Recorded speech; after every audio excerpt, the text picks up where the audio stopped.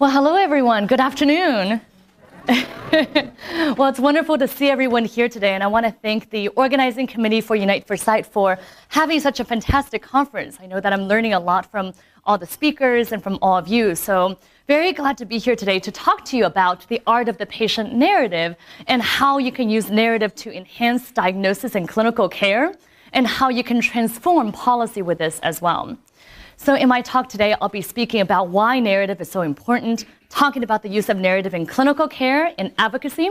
Then I also want to give you 8 tips to carry with you. I know we only have 20 minutes, but we'll get our 8 tips and the lessons learned at the end as well. So what would a talk be with narrative where I don't tell some stories, right? So I want to tell you 3 quick stories to begin our time together. The first is of a gentleman named Jerry, who is in his early 40s, works as a car mechanic, and goes to his doctor because of chest pain. His doctor hears that he has pain somewhere between his belly and his neck, and so says, okay, we have to make sure this isn't a heart attack. And so he goes to get his blood drawn, he gets EKGs, he gets blood work done. After all of this, the doctor says, congratulations, you don't have a heart attack, you have chest pain. And so Jerry says, but I don't understand, I came to you with chest pain. If you only had heard, if only the doctor had heard that Jerry had been moving heavy boxes, he was sore in his legs, he was sore in his arms, he was sore in his chest as well, maybe the doctor would have made the diagnosis of muscular strain, rather than having him go through all kinds of unnecessary testing just to be told he doesn't know what happens at the end. So doctors have to listen. The second story is of Danielle, a college student. Maybe some of you guys in this room will relate to this story. She's 21, for the purposes of the story at least, and goes to the doctor because of a splitting headache. She has this headache, though, after she went out drinking the night before with her roommates. And her roommate had just turned 21, they had a bunch of shots, a lot of wine, beer, you guys get the picture. And she wakes up in the morning with a pounding headache. Lips are dry, feels lightheaded. You know where I'm going with this, right? She has a hangover. But the doctor says, you have the worst headache of your life. So I'm going to get a CAT scan of your brain, and I'm going to do a spinal tap to make sure you don't have meningitis or bleeding your brain. And now Danielle is really scared. She doesn't know what to do. Is she going to disagree with the doctor? And so she gets really scared and doesn't know what she should do next. Now my story number 3 is of Sandy, who is a woman in her 40s who comes to her doctor because of feeling run down, feeling short of breath, having a cough for several months. And her doctor says, oh, you work as a school teacher, you probably have a virus. But Sandy knows that this is not how she normally feels. But she listens to her doctor, doesn't really question her doctor, and so goes back to the doctor in a month or so, still doesn't feel any better, and the doctor says, well, now I think you're just depressed, so take some Prozac. And this keeps on happening. And basically, it's not until a year later that she finally gets diagnosed with breast cancer that's widely metastatic. Metastatic to her lungs, to her brain, to her liver, to her bones. And I'm use this story to illustrate that it's not just about unnecessary testing and the cost of healthcare, but it's also about consequences to real people as well. So that's the use in clinical care, and I'll come back to these 3 stories. I want you to keep in mind Jerry and Danielle and Sandy. But I used to work as a journalist, and I had the great opportunity to work with Nick Kristof from the New York Times. I won his winnership contest back in 2009, or 2007 rather. And and one of traveling with Nick, I had a lot of amazing stories. But one of the things is his perseverance. He was looking for a story on illustrating the health effects of war. People always write about war as in the health effects. They go to people getting killed in war and finding people who are infected with various diseases as a result. But he wanted to do a different take on the health effects of war. And so we went from village to look for these stories. And the way that he approaches things, normal people just wouldn't do. So he would go to a village and say, for example, who here has died as a result of conflict in the last 2 weeks? And they would say, well, nobody in this village, but the village down the way, a lot of people just died. And he would say, okay, let's go that way. I think most normal people would say, if people just got killed in that village, I'm going the opposite way. But he was a very persistent person. I learned a lot of lessons from him. And what I want to do now is to share one of the things that he writes about, which is the Rokia experiment. I'm sure some of you in this room will be quite familiar with it. Basically, this is asking, who in these 3 scenarios would you give money to? Would you give money to 7-year-old Rokia, who is a starving girl in Mali? Would you give money to tens of millions, hundreds of millions of starving Africans? Or would you give money to 3 starving children in Africa, one of whom is Rokia?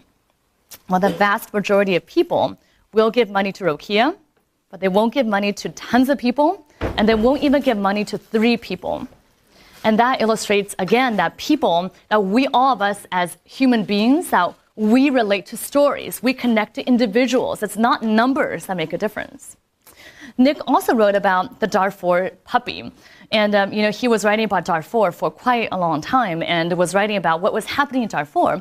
In the same issue that he wrote about the genocide and people getting killed, in that same issue in the New York Times, there was a short story about a puppy that was stranded on a cruise ship. And that was the #1 emailed article in that issue. And people gave a total of $45,000 to try to save this puppy. And so Nick wrote about, what if Darfur were cute and and it was fluffy and had like cute little ears? Save the Darfur puppy. Again, this is not a pleasant side of human nature that we like to think about, right? But we know that people, all of us, we're helpless with numbers, but empowered with stories. And so I want to tell you again the why in terms of narrative in clinical care. So think about why narrative rather than asking a bunch of questions is a good idea. So I don't know how many of you are healthcare providers in this audience. I'm a physician, so this is what I think about a lot. But a lot of times in medicine, think about if you're a clinician, when you treat patients, or if you're a patient when you last went to the doctor, your doctor probably asked you a lot of questions. But think about this. Let's imagine that you haven't seen an old friend for a long time. And you run into them on the street and you say to them, how are you? How have things been, right? You ask them kind of an open-ended question of how they are. What if instead of asking them for their story, you said to them something like, oh, did you finish high school? Did you finish college? Are you married? If you ask them a number of yes/no questions, you'll get answers. They'll look at you funny, but you'll get some kind of answers. But you won't get nearly the richness of answer as if you just asked them, how are you? What have you been up to all this time? Right? The how and the why are so important. And the same in clinical care as well. We know that it avoids misdiagnosis and medical error. We know that 80% of diagnoses can be made just based on the patient's story. That's really powerful. So if doctors aren't listening to their patients, if you as a person don't feel like you're being listened to, how are you going to get the right diagnosis? We also know, too, that telling a story builds trust, and narrative is part of the healing process. It's part of the diagnosis and part of the healing as well. Now, also, narrative is used in advocacy. So think about this thought experiment for a moment. Think about the last time that you went to a talk by a politician or a journalist or something, and think about how they begin their talk. Let's take just the politician, right? They're trying to convince you to vote for them, why healthcare is important. They don't say, oh, $2.7 trillion spent on healthcare, 30% of it is waste. That's just boring, right? They'll begin with a person from their town who suffered some kind of misdiagnosis. They'll begin with a person, just like an everyday person that they know who had an issue with insurance being denied or something, right? That's how they'll connect. And that's no different from what all of you guys do. So many people in this room, I know you guys are advocates and activists and leaders of various groups. And I know that you use story in your work all the time because that's what connects. And so it helps to put a human face to numbers. You can say all you want about the shootings that happen, but what do people do, right? They talk about, the First Lady just talked about Haidia, the 15-year-old girl in Chicago. We know that Gabby Giffords and her husband, they talk about her experience as a way to put that human face on numbers, because that's what we connect to. And people relate to stories. And we know also that storytelling is inherent as part of our culture. It's something to say, well, Rwandan genocide happened, but something else, I think, to say, this is a story that actually occurred. This is a person who was actually affected. And we are selfish, so make it personal. And so I want to spend the rest of my time then on giving you my tips. My first 3 tips on how to get the story, right? If you want to tell the story, you first have to get the story. You have to hear the story. You have to listen to it. So how do you do that? My first tip is to be open. So don't focus on the chief complaint. If you're the doctor, you're the clinician, and you're asking a patient the story, to say that somebody has chest pain, somebody has headache. Yes, that's an inherent part of how we hear a story and how we relate in medicine, but it also cuts us off prematurely. So keep your eyes open, right? Keep your ears open. Don't just say this person has chest pain and therefore we have to do all of this stuff. Think about what that story actually means. And then don't write the story before you start. That's one of the key mistakes in journalism, right? Determining your story. But be open. The second is to listen. Really listen. There's a quote in traditional Chinese medicine that I like a lot, which is that you have to listen with your whole being. And I really like that idea because it's saying you're not just listening with your ears, right? You're also looking, you're also experiencing. And it's another way of being open. I like to do this exercise with medical students that I teach, which is called no questions asked. Basically taking a whole medical history without asking a single question. My students initially look at me like I'm crazy. They say, how is this possible? I have to ask, if somebody has chest pain, I have to ask, when did it start? And how bad is it on a scale of 1 to 10? You know what? What is that going to tell you? Does it really matter if the chest pain started at 10 or 10:30 in the morning? Does it really matter that it was a 3 out of 10 versus a 5 out of 10? What if that patient has said to you instead, my pain was so bad that I couldn't walk from my bed to the bathroom? Isn't that better than saying my pain was 10 out of 10? Right? How much does that tell you, right? So encourage your patients and encourage the people that you're getting stories from to really not ask questions and to just listen to what they're saying. Don't assume is my third tip. Don't assume. So I was at a talk in Boston talking about my book, When Doctors Don't Listen, a few weeks ago. And it was a long auditorium, pretty dark at the back. And there were some spotlights shining on me. So I couldn't see very well the people in the back as I can today. And there was a woman in the back who raised her hand and asked me, what do you see when you see me? I didn't know. I couldn't see anything. So I was like, I don't really see much. And so she walked down to the front of the auditorium, stood in front of me and said, what do you see when you see me? I still didn't know what to say. I mean, I'm pretty short. She was my height, so I was like a short woman. I don't know. And she was in her late 60s, and I didn't know whether I should say a younger woman, an older woman, so I just didn't really say anything. And she said, I'll tell you what you see. You see an old woman. You see someone that if you let me talk, I'll wax on, and I'll never stop. And I'll tell you that I know that's what you see because that's what my doctor sees when he sees me. And that's why he never listens. And that was really poignant, right? Because I understand how something like this could happen, right? And I understand how you as a patient go in and they see you as, a 40-some-year-old woman who has vague complaints and therefore you're depressed. Or they see you as an older lady who probably just keeps on talking and so I'm not going to listen. And so we all make assumptions like this every day in our lives. And again, human nature. But be careful. Be careful. As a clinician, it leads to misdiagnoses. As a storyteller, you're going to get the story wrong. So be careful. All right, now telling the story. Now that you've gotten the story, how are you going to convey it? Well, my first tip, my most important tip probably in all of this is to start with why. Start with why. Simon Sinek does a great TED talk about why it's important to start with why. Sinek, S-I-N-E-K, if any of you want to watch it. But it's about why. What connects you, right? So if you have a product to sell, you can say things like, well, this product, this computer has this many megabytes. I mean, I'm not a tech person, so I'm probably saying this wrong, but this has this many gigabytes of whatever memory and space and, and it weighs 2 pounds and that's why you should buy it. That's not why we buy things. Think about what Apple does. Apple says, we are really cool. You will be really cool if you have our product and that's why you need this, right? It doesn't give you the technical specifications. It doesn't say, we've been around for this many years and that's why you should trust us, right? It talks about why you need their product. So start with why. And then tell a good story. Learn about telling a good story. You know good storytellers when you see them, right? I mean, storytelling is such an inherent part of our culture and who we are that we know what good stories. So do things like paint a picture, build in an element of surprise, use chronology. Don't just skip around because then people are going to get confused, right? So look at people who you really admire and learn from them about how to tell a good story and practice that. Relate it to people's lives. Think about your 10 o'clock news. I think looking at your local news is actually a really good way to get better at relating to people's lives because news, by definition, is pretty selfish. It's all about, they're about to go to commercial and they say, learn about, how to prevent how to make sure you don't fall prey to foodborne illnesses, or norovirus is all around us, and how do you avoid getting norovirus, right? It's not talking about the statistics of norovirus, not about people in Oregon, 5 people in Oregon died of this. It says, how can you avoid being the victim? So learn about that aspect of relating it to people's lives, because ultimately we are all selfish, so we're related to people's lives.